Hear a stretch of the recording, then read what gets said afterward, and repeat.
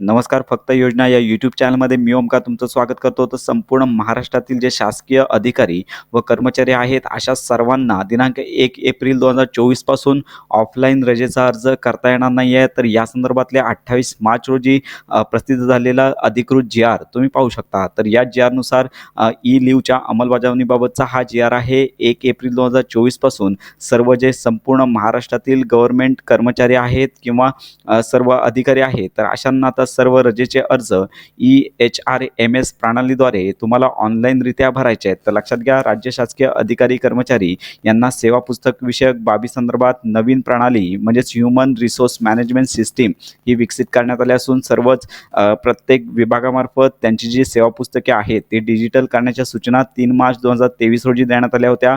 आणि याच्या अंतर्गत आता सध्या ऑनलाईन अर्ज सुट्टीचा जो आहे त्यांचे करण्याचे प्रमाण कमी आहे. ही बाब विचारात घेता दिनांक 1 एप्रिल 2024 पासून सर्वच रजेचे अर्ज EHRMS प्रणालीमार्फत सादर करण्याच्या सूचना द्याव्यात. तर यामध्ये सर्वात महत्त्वाची बाब म्हणजे तुम्हाला आता यापुढे रजेचा अर्ज 1 एप्रिल 2024 पासून ऑनलाईन करायचा आहे आणि त्याचबरोबर कोणत्याही प्रकारचा ऑफलाईन अर्ज येथे घेण्यात येऊ नयेत अशी नोटीस देखील देण्यात आली आहे. ही महत्त्वाची माहिती इतरांपर्यंत नक्की शेअर करा.